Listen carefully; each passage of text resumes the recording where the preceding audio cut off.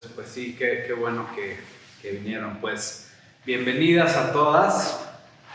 Vamos a comenzar 7 en punto y ahorita que siga llegando más gente.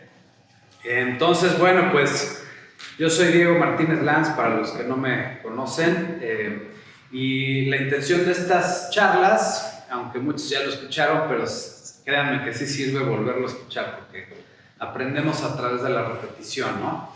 Entonces es expandir nuestra capacidad de escuchar, ¿no? ¿Qué quiere decir escuchar? Y cómo podemos gozar de un proceso que pues, nunca acaba y realmente sí vamos cada vez profundizando más, ¿no?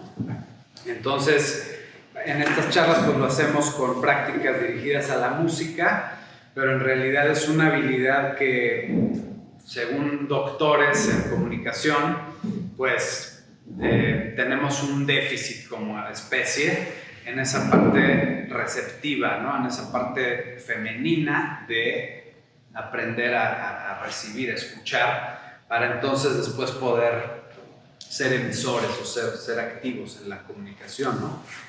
En estas charlas lo hacemos de manera específica, dirigiendo la atención a distintos elementos de la música y a distintos sentidos nuestros, ¿no? Entonces, bueno, para mí es muy importante escucharme como ser, y pues yo por lo menos no lo tuve claro muchos años. Ahorita como que ya lo empiezo a tener claro y siento una gran diferencia. Es decir, pues yo quién soy, ¿no? O sea, pues soy emoción. No sé bien en dónde o cómo o qué, pero sí me consta que soy emoción. Soy cuerpo físico y soy mente también, ¿no? Soy raciocinio. Entonces, ¿cómo me puedo escuchar mentalmente? A veces me escucho con muchas quejas, por ejemplo, ¿no? O a veces me escucho haciendo puros juicios, y a veces me escucho diferenciando una observación de un juicio, ¿no? O sea, ¿cómo puedo yo, en vez de estar juzgando, puedo simplemente observar y desde una postura más neutral, más como de testigo, y sí estoy desde el raciocinio, pero estoy escuchándome como observador, ¿no? ¿Cómo puedo también escucharme emocionalmente? A mí en lo personal creo que es de lo que más trabajo me cuesta, poder reconocer lo que estoy sintiendo y no confundirlo, ¿no? A veces siento miedo, pero en realidad lo interpreto yo como otra cosa que no es miedo, y trato de darle explicaciones racionales, ¿no? Y a partir de que puedo decir, no, pues a ver, voy a aceptar que tengo miedo, entonces ya puedo procesar la información diferente, ¿no? Y corporalmente, pues también, ¿no? Si traigo un dolor de espalda acá desde hace 3 días y no sé por qué es, ¿no? Pero ya el hecho de escucharlo puede ser la antesala de entonces poder actuar pues en una dirección de crecimiento, ¿no? Entonces esa parte creo que es muy importante de invertir tiempo en nosotros mismos, escucharnos, y entonces de esa manera voy a poder escuchar afuera, ¿no? A los demás, o por lo menos decir, pues quizá esta persona está teniendo una cuestión emocional que yo no entiendo, pero ya desde una manera en que me integro a la situación y no me fragmento o la rechazo, ¿no? Entonces, bueno, solo quiero dar esa pequeña introducción porque en la práctica musical, de escuchar la música, puede ser como nuestro laboratorio, nuestro gimnasio, ¿no? De aprender a escuchar, y entonces finalmente es un trabajo de autoconocimiento, ¿no? De ir reconociéndome, reconociendo, y de esa forma entonces expando mi capacidad auditiva, ¿no? Un ejemplo de estas 3 maneras de escuchar pues puede ser algo mental muy racional, ¿no? En la música. En el concierto que vamos a ver hoy, pues a ver, siento el pulso y los violines están haciendo un movimiento que yo puedo ver que de pronto hacen un acento y lo están repitiendo, pero no siempre hacen el acento, ¿no? Sino de pronto acento y luego varias veces sin acento, y ahí yo puedo contar, ¿no? Y decir, a ver, cada cuánto está pasando el acento, ¿no? 1, 2, 3, 4, 5, 1, 2, 3, 4, 5, 1, 2. Y entonces estoy realmente escuchando racionalmente, ¿no? Después la parte emocional, pues es algo más abstracto, que a veces es difícil, pero muchas veces es muy evidente, ¿no? Es como, por ejemplo, en la música fílmica, cuando utilizan la música de la orquesta para generar suspenso, pues hay escenas del cine que ni siquiera sabemos de qué estamos ya sintiendo ansiedad o tensión, pero de que la estamos sintiendo, ¿no? Ya poco a poco iremos viendo si esa sensación emocional se está derivando de la armonía, o sea, de la combinación de tonos, la diferencia de escuchar esto a escuchar esto, ¿no? O a escuchar esto.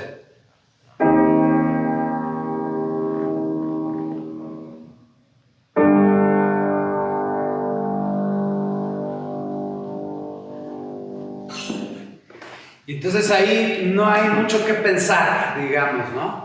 De que se puede ponerse uno ahí a contar y hacer cosas, se puede, pero se vale decir, pues esto yo nada más voy a dejar que fluya lo que tiene que fluir en la cuestión emocional, ¿no?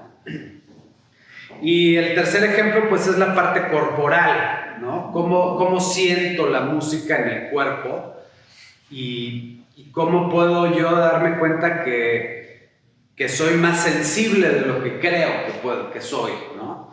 Hay un caso específicamente una percusionista que se llama Evelyn Glennie, que tiene una sordera muy, muy avanzada. Sí percibe algo, pero es mínimo lo que escucha, y ella ha desarrollado toda una sensibilidad para escuchar y poder afinar sus instrumentos, por ejemplo. Y entonces ella dice cómo ciertos sonidos los siente en el vientre, otros los siente en las palmas de las manos, otros los siente muy, muy en el oído, muy como en el cráneo, otros en los pies, ¿no? Yo he estado en conciertos en los que siento como mis pantalones están así vibrando con los bajos de un baterista, y puedo casi escuchar con la piel en ese sentido, ¿no? Entonces esa es la invitación a hacer escuchas activos en un concierto, ¿no? ¿Cómo podemos ser activamente dadores de silencio? O sea, dar silencio como audiencia en el concierto, para justamente poder ser receptivos a todos estos estímulos. Y a veces hasta es cansado ir a un concierto, porque realmente estuvimos poniendo de nuestra parte, ¿no? O sea, escuchar es una actividad, valga la redundancia, activa, ¿no? No es lo mismo que oír. Oír, yo puedo ser pasivo mientras oigo. Así me pasé en la secundaria y la prepa, yo oyendo al maestro y no escuché nada, ¿no? Pero si yo realmente escucho un concierto, una conferencia, yo que hasta bajo unas calorías o algo, o sea, quemo ahí calorías, porque es demandante, ¿no? Entonces, ¿cómo puedo ir a un concierto de música con mi propio juego, por decirlo así, en donde a veces voy a poner atención en lo racional, a veces voy a poner atención en lo emocional o en lo corporal, ¿no? Entonces, el día de hoy vamos a escuchar a 3 compositores. ¿Alguien ya sabe quiénes son o no? ¿No? Tchaikovsky, vamos a escuchar una sinfonía de Tchaikovsky. ¿Quién más? Bueno, Tchaikovsky ruso, ¿no? Él nació en 1840, murió en 1893, vivió 53 años, ¿no? Le tocó la parte del romanticismo en la música, ¿no? El periodo romántico. Vamos a escuchar también a Carl Maria von Weber, que es un compositor alemán más antiguo, desde 1786 hasta 1826 vivió, ¿no? Entonces, él no le tocó tanto el romanticismo, o sea, eran principios le habrá tocado, ¿no? Y lo estamos diciendo de atrás para adelante. La primera obra que vamos a escuchar es de Zygmunt Noskowski, que él es polaco, ¿no? Y bueno, hemos mencionado en las charlas básicamente dos tipos de música: la música programática y la música absoluta. ¿Alguien se anima a describir la diferencia entre la música programática y la música absoluta? ¿Cómo vamos con eso? La música programática tiene una idea extramusical. Es bastante simple la idea de cuando algo es música programática. Puede ser un texto, puede ser una imagen, un poema, la letra de una canción o hasta un título, ¿no? Si hay un título que se llama El Mariachi Loco, eso ya es música programática, porque vamos a escuchar una composición que alguien hizo con la idea de un mariachi loco en la cabeza, ¿no? Independientemente de que ahí sí hay texto, ¿no? Pero puede ni siquiera haber texto. Entonces, el día de hoy vamos a escuchar una obra que se llama La Estepa, de Noskowski, que es un poema sinfónico. El poema sinfónico es un formato que se dio en el romanticismo, con esa idea de traer de la literatura una obra que se va a representar musicalmente, ¿no? En este caso es un libro que se llama A Sangre y Fuego, de Henryk Sienkiewicz. El nombre me cuesta trabajo, pero es ya una obra de literatura que está siendo representada por el compositor, y que, bueno, pues habla de la belleza de la estepa ucraniana. Y bueno, habla, esa historia yo no la he leído, pero habla de los conflictos bélicos entre Polonia y Ucrania.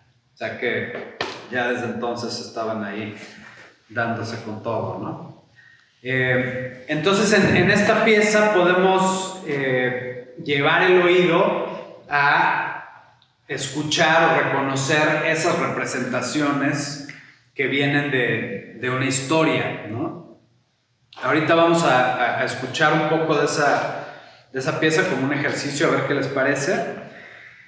Y bueno, la música absoluta, ¿alguien la quisiera describir? ¿Cuál es la música absoluta?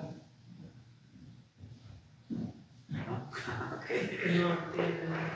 La música absoluta no representa ninguna idea extramusical, ¿no? Por ejemplo, toda la música fílmica es música programática, porque pues está musicalizando no nada más una historia escrita, sino visual también, ¿no? Entonces, en este caso, el concierto para clarinete número 2 en mi bemol mayor, pues es simplemente la música, sus ritmos, sus melodías, sus diálogos entre instrumentos, la composición sonora como materia prima protagónica, ¿no? de la música, no como una representación en el caso de la música programática. Y bueno, aquí de antemano vamos a escuchar a Bartosz Surakowski, es el nombre del director invitado, del director huésped, que es de Polonia. Entonces, pues también va a estar interesante escuchar la interpretación de un director polaco de compositores polacos, ¿no? Es como algo que creo que pues, va a tener una presencia fuerte. Y en el concierto para clarinete contamos con Víctor Mendoza, que es un clarinetista de Venezuela, que pues quisiera un poco repasar la idea del formato de concierto. ¿Alguien podría mencionar en qué se caracteriza un concierto como forma musical? Tiene varios movimientos y hay un instrumento que es principal. Exacto. La idea más importante de un concierto es que hay un solista, ¿sí? O sea, hay un instrumento que es el que va a ser acompañado por el resto de la orquesta y ese instrumentista pues va a lucirse, digamos, ¿no? O sea, el compositor está haciendo una obra musical en la que todo lo que escribe está pensado para que sea pues en primer plano, que sea virtuoso, que se luzca el intérprete, y en ocasiones los compositores componen para un solista en específico, ¿no? Como ha sido mucho el caso de Paganini en su momento, que fue un violinista tan virtuoso que era impresionante para su época y todo, y entonces los compositores decían, pues yo quiero componer un concierto para él, ¿no? Y entonces conocían la manera de tocar de Paganini y entonces le ponían pasajes y melodías que también se vuelven como un reto para el virtuoso, inclusive tienen que desarrollar más su técnica y mejorar, ¿no? O sea, es como una parte muy interesante en la que también se ha desarrollado la técnica de los instrumentos a partir de los conciertos que componen los compositores, ¿no? En este caso, que es el clarinete, pues en su momento este concierto que fue compuesto en 1811 se compuso para un clarinetista específico que se llamaba Joseph Baerman, disculpen la pronunciación, pero era ese compositor, ese clarinetista específico, ¿no? Y entonces un poco me gustaría llevar la atención durante esta pieza que vamos a escuchar a qué es lo que hace ser un intérprete, un virtuoso, un solista, pues diferente a otro, ¿no? Más allá de que sea mayor el nivel u otro, ¿no? Y una de las partes que es un elemento de la música importante, en estas charlas hemos estado presentando un elemento musical, más o menos, como dándole más atención para irlos conociendo, ¿no? O sea, hemos hablado de los tres principales: ritmo, melodía, armonía. También hablamos de, ¿alguien se acuerda de qué otros hemos hablado? La forma musical, o sea, la estructura de las partes. Hemos hablado también del timbre, no profundizamos mucho el timbre, pero sí lo hemos mencionado. La instrumentación, la textura, con el concierto de Philip Glass de la semana pasada, que es un concierto que está hecho para cuarteto de saxofones en una línea de pensamiento que es minimalista, es el movimiento del minimalismo, ¿no? Entonces ahí la textura justamente es como el protagonista de la exploración del compositor, ¿no? Entonces hoy me gustaría hablar de la articulación como elemento musical. ¿Alguien ha escuchado cuál es la articulación en la música? ¿No? La articulación en el cuerpo, ¿cuáles son las articulaciones? Exacto, rodillas, codos, falanges, es la unión de dos elementos, ¿no? En el caso de la música, la articulación se refiere a cómo están unidas una nota con otra, ¿no? Entonces no es lo mismo tocar una articulación ligada, que en italiano es legato, que sería algo como...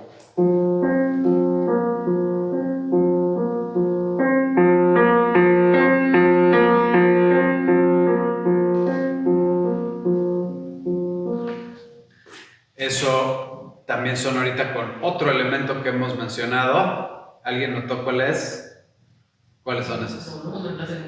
Exacto, las dinámicas y los matices, quedito y fuerte es otro elemento, ¿no? Pero bueno, ahorita lo toqué ligado y podría ser los mismos tonos con el mismo ritmo, la misma velocidad, pero ahora sí, ¿no?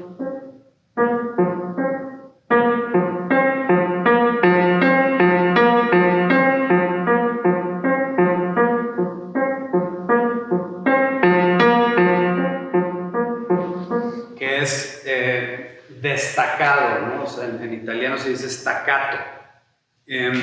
Entonces la manera de ligar una nota a otra puede ser muy diferente, también dependiendo de cada instrumento, ¿no? Por ejemplo, en la voz, pues es muy fácil hacer algo como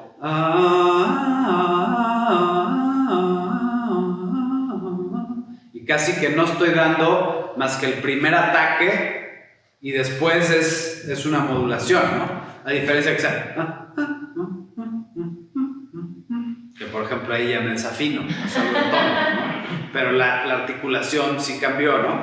Entonces, las cuerdas, por ejemplo, los violines, tienen cierto tipo de articulaciones con el arco, a veces tocan también con los dedos, punzado, y en el caso de los alientos, ¿no? La familia de los alientos, en el caso del clarinete, ¿alguien sabe en qué familia dentro de los alientos está el clarinete? Por ejemplo, siempre ayuda mucho preguntarnos cuál es el material del que está hecho el instrumento. Y si no sabemos está buenísimo, pero podemos imaginarnos al escucharlo y decir, pues a ver, ¿esto qué será? ¿Estará hecho de lata o de hueso o de madera o de vidrio, ¿no? O sea, y bueno, en la orquesta sinfónica tenemos tres principales, que son cuerdas, metales, maderas dentro de los vientos, y el otro, ¿qué es cuál? La familia de los ¿qué? Los Gutiérrez, ¿o qué? ¿Cómo? Percusiones. Exacto, las percusiones, ¿no? Y ya dentro de las percusiones, pues también hay percusiones de metal, como los platillos, hay percusiones de cuero en los tambores, hay madera en la marimba, si nos vamos hacia el vibráfono, pues es como una marimba pero de metal, el triángulo es metal, o sea, todo el tiempo podríamos escuchar un concierto nada más dirigiendo la atención hacia el material del que está hecho el instrumento y cómo se siente ese sonido, ¿no? Pero bueno, regresando a la articulación del clarinete, el clarinete es un instrumento de madera, o sea que el tubo es un tubo que amplifica el sonido y es de madera. Y la boquilla, buenas noches, bienvenida. La boquilla es algo que también determina claramente el timbre de un instrumento, ¿no?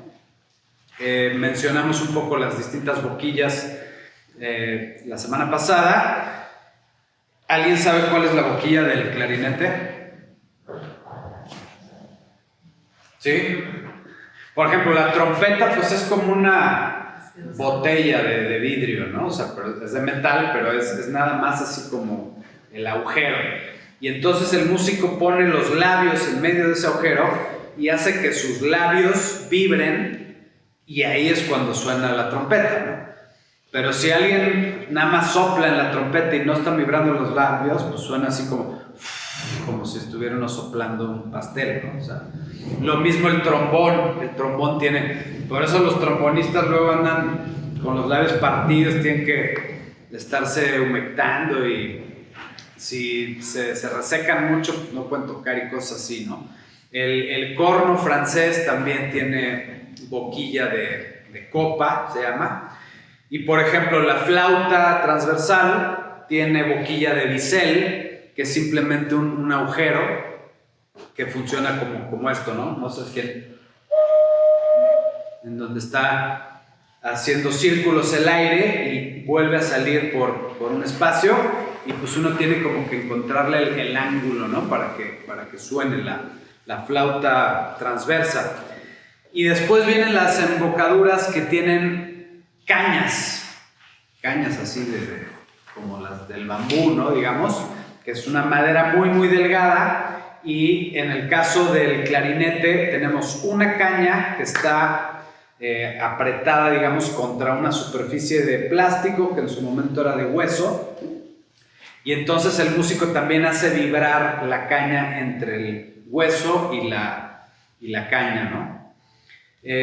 Ya el fagot y el oboe tienen boquilla de doble caña que hacen vibrar caña contra caña, que es como esto que a mí no me sale, pero hay quien lo hace con papel, o los globeros que andan ahí anunciando sus globos también generan esa sonoridad, ¿no? Entonces, bueno, tenemos toda una gama de distintas boquillas haciendo resonar cuerpos de distintos materiales que son tubos de distintas longitudes, y cuando el tubo es muy grueso, pues suena por aquí, grave, ¿no? Cuando es muy corto, pues suena aquí, ¿no? La flauta piccolo es como de este largo, ¿no? El tubo, y suena muy, muy, muy agudo, ¿no?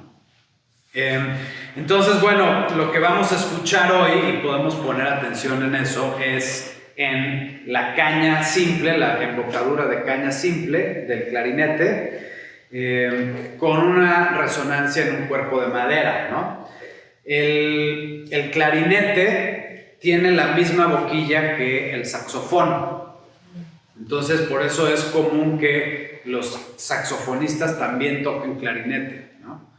Pero nunca, es muy raro un saxofonista que también toque trompeta, porque son dos mundos completamente distintos del entrenamiento que tienen en la boca, ¿no? O inclusive saxofón y fagot, porque hay que entrenar distinto, ¿no? Entonces, bueno, ya que tenemos esa claridad de cómo se genera el sonido con la boquilla y en este caso el tubo de madera, las articulaciones, los músicos las pueden variar con sonidos que pues son parecidos a cuando hablamos, ¿no? O sea, a veces está, dependiendo de la época de la partitura que estén leyendo, pero a veces está establecido que el compositor quiera que el clarinetista toque como du, o sea, diciendo la letra D, o a veces como si fuera tu, o sea, soplar diciendo ¿no? A veces es también gutural, o sea, como ¿no? Y bueno, así va variando en los instrumentos que se puede por la boquilla, la letra F, por ejemplo, ¿no? Pero esa diferencia de cómo está enviando el músico el aire a la boquilla hace que entonces la gama de expresión del músico, el clarinetista en este caso, pues sea muchísimo más amplia, ¿no? Cuando escuchamos un instrumento que todo el tiempo está haciendo la misma articulación, es cuando ya se nos satura el oído, es como cuando estamos empalagados, ¿no?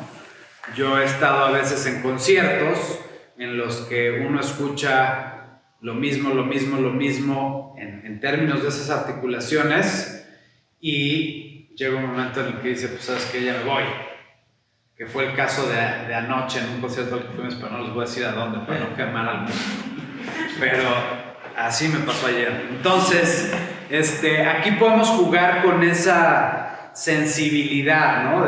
A partir de que nosotros hacemos conciencia de esa manera de soplar de los músicos, o inclusive de nosotros ponernos a jugar, ¿no? Aquí yo quisiera hacer el paréntesis que muchas veces hago, de la importancia del juego, como escuchas o como músicos, ¿sí? En inglés, en alemán y en francés se dice, vamos a ir a un concierto y va a jugar la Orquesta Filarmónica de Jalisco, ¿no? Y va a jugar Víctor Mendoza el clarinete. sea, entonces así como pues va a jugar como delantero o como portero, pues es lo mismo, ¿no? Y va a jugar el director polaco una pieza de Noskowski, ¿no? O sea, es el verbo jugar, ¿no? Entonces, si nosotros nos acercamos como escuchas o como músicos desde el juego, pues es una perspectiva distinta a la de tocar o estudiar, ¿no? A veces en las escuelas de música nada más nos dicen estudiar y pues ya hay como un rechazo, desgraciadamente, ¿no? Pero para los niños yo sí noto que es muy diferente cuando ellos se aproximan a un instrumento desde el verbo jugar que desde tienes que hacer tu tarea de violín, ¿no? Bueno, ya valió. En cambio dices, no, yo ayer jugué videojuegos, jugué fútbol, jugué un juego de mesa y jugué violín. Entonces, pues es muchísimo más amigable para ellos, ¿no? Entonces, tenemos el derecho a ser jugadores de música también como escuchas, ¿no?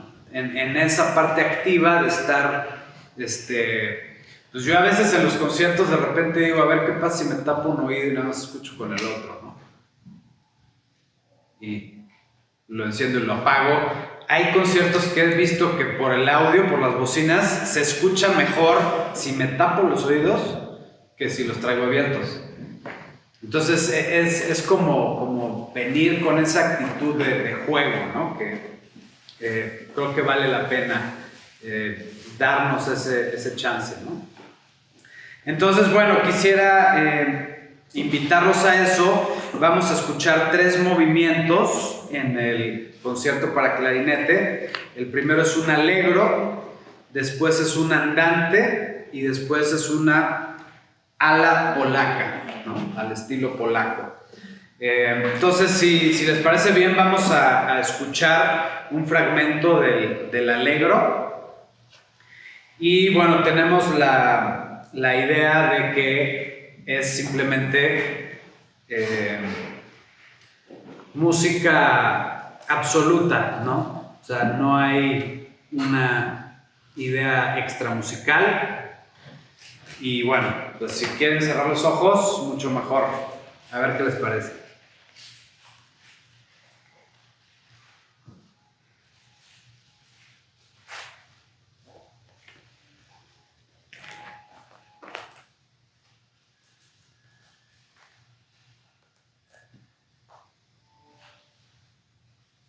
Bueno, perdón, aquí me está la tecnología, está jugando conmigo la tecnología a partir de lo que les dije, pero bueno, debe estar esto aquí.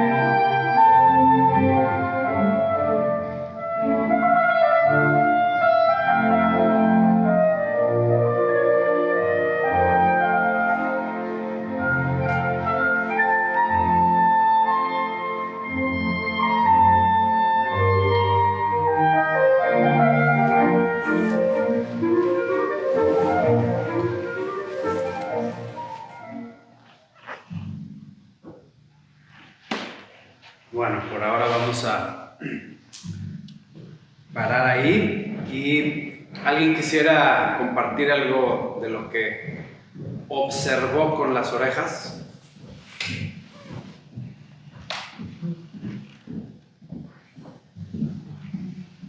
Sí.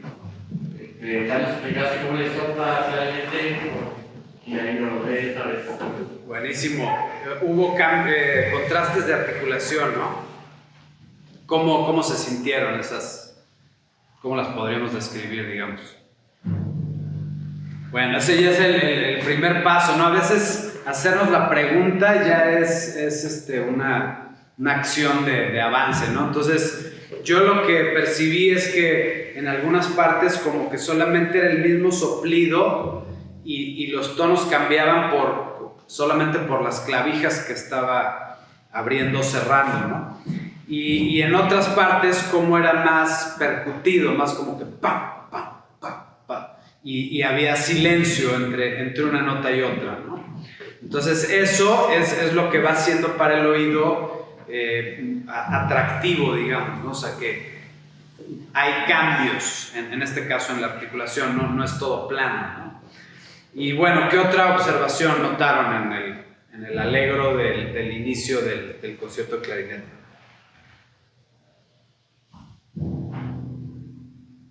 ¿Escucharon desde el principio el clarinete o no? O sea, al principio hay como una especie de introducción, ¿no? Que es toda la orquesta dando como la bienvenida, como una entrada, y pues es bastante larga, digamos.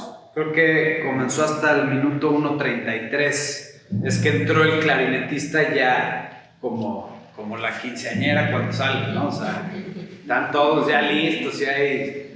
Pero ya que sale la quinceañera, pues ya es así como ahora sí ya empezó esto, ¿no? Entonces, bueno, pues ahí estamos hablando de una sonoridad que para quienes conocen las distintas etapas de la historia de la música, bueno, tanto Tchaikovsky como Noskowski, ya estamos hablando del periodo romántico, que hemos mencionado que tiene mucho que ver con lo emocional, ¿no? En grandes rasgos, en la pintura, en la literatura, en la música, había una búsqueda del compositor de representar o explorar con las emociones, ¿no? Este concierto, que es de 1811, todavía pertenece, ¿alguien sabe a qué periodo de la música? La muerte de Johann Sebastian Bach es como el parteaguas de que terminó la época del barroco, ¿no? ¿Alguien sabe cuándo murió Johann Sebastian Bach? No digo Johann Sebastian, el de acá. 1750 murió Bach, después de sus fugas y sus contrapuntos así, donde ya no se podía llevar más lejos. Termina la era del barroco, que era una música muy detallada, muy elaborada. Y después del barroco viene el clasicismo, ¿no? Entonces, esta pieza ya suena dentro del clasicismo, pero creo que suena más nueva de lo que... No sé si a ustedes les dio esa sensación. A mí me parece que ya como que se adelantó un poco a su época, ¿no? Pero bueno, el punto de sentir esas articulaciones en el solista, creo que puede ser una manera de apreciar, ¿no? La otra parte que me interesa mucho del concierto es cuáles son las partes de un concierto, ¿no? Ya nosotros hoy en día utilizamos la palabra concierto para hablar de un evento masivo en un estadio o hasta en una sala pequeña o donde sea, pero ya lo usamos así, ¿no? En la música, en el lenguaje de los términos de la música clásica, cuando hablamos de un concierto hablamos de que un protagonista va a ser acompañado por una orquesta y que además su estructura va a tener partes específicas. Esas partes específicas, a grandes rasgos, se llaman la exposición, el desarrollo y la recapitulación.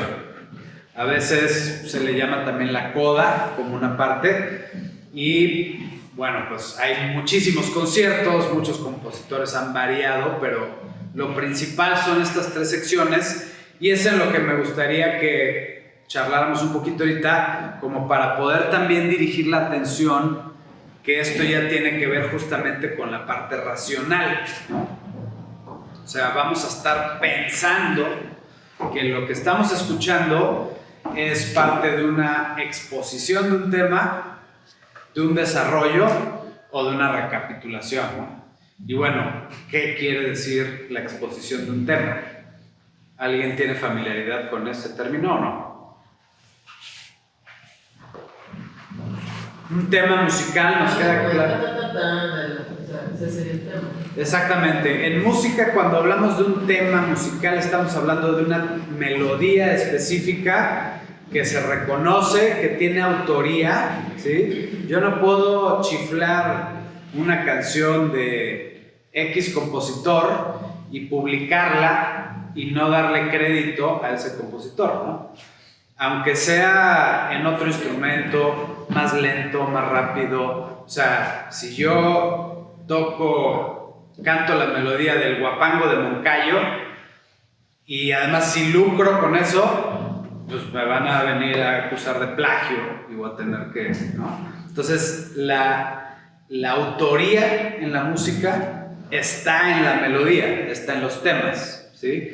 Por eso sucede que alguien como el maestro Manzanero pues grabó un tema, pero luego resulta que hay 30 cantantes distintos que graban su tema en muchas versiones diferentes, ¿no?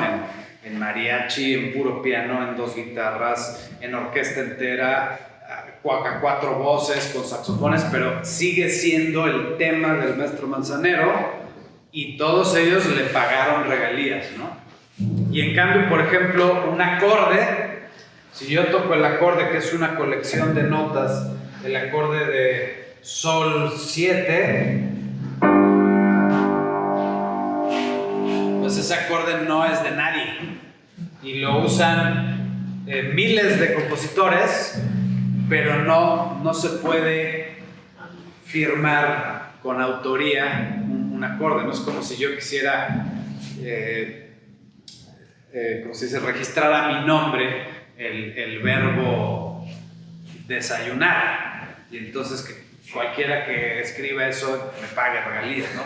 No, o sea, eso es de todos. Los acordes, la armonía, no se puede registrar, ¿no? Entonces aquí las melodías son ese tema que se presenta en la sección de la exposición del concierto, ¿no? Y bueno, a mí me gusta relacionarme con la arquitectura cuando hablamos de forma musical. Así como ahorita nosotros escuchamos una introducción de pura orquesta y todavía no salía la quinceañera, ¿no? Pues es así como este vestíbulo que está acá afuera del teatro, ¿no? Ya en la entrada de allá del Teatro Degollado, que está como este porche al principio, pues es una primera introducción al teatro, ¿no? Ni siquiera hemos entrado y ya tenemos. Luego está el vestíbulo, luego entramos a los pasillos y entonces hasta después ya se entra a la sala, ¿no?